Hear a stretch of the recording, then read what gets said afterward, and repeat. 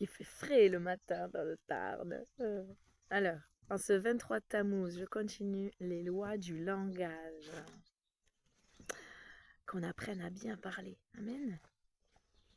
De Hafetz Haïm, un jour, une halakha. Rumeur.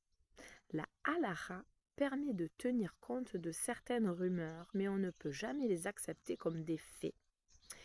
Il importe de noter les critères halakhiques faisant la distinction entre une rumeur digne d'une certaine crédibilité et une rumeur qui ne représente qu'un commérage.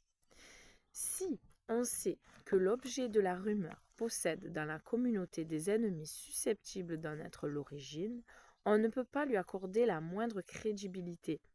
S'il n'a pas d'ennemis, il faut que la rumeur ait circulé au moins 1 jour et demi dans la ville sans perdre de son intensité pour qu'on puisse la prendre au sérieux. Lorsqu'une rumeur semble avoir une validité, la halakha permet de mettre en question le statut de la personne en cause, par exemple son statut de Kohen ou une autre filiation de ce genre. La triste vérité, c'est qu'il est bien rare qu'une rumeur soit autre chose que du lachon hara à grande échelle.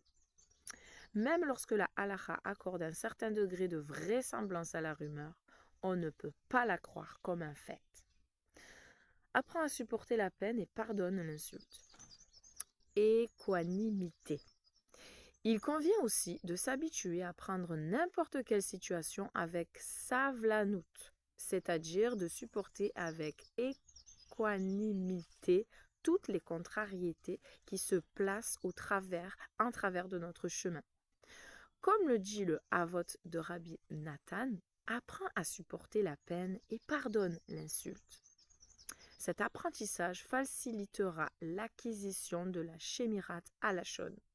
En revanche, celui qui n'a pas de savlanout sera toujours tiraillé par le besoin de clamer les torts qu'on lui fait. Il sortira parfois vainqueur de ce combat, mais d'autres fois il sera le vaincu. Le savlan est capable de supporter l'insulte en silence. Il se dit que tout ce qui arrive est l'expression de la volonté divine et que ce sont ses propres fautes qui sont la véritable cause de ses ennuis. Parce que Dieu permet.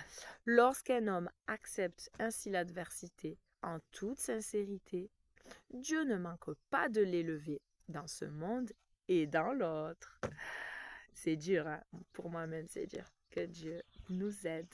Amen. À demain.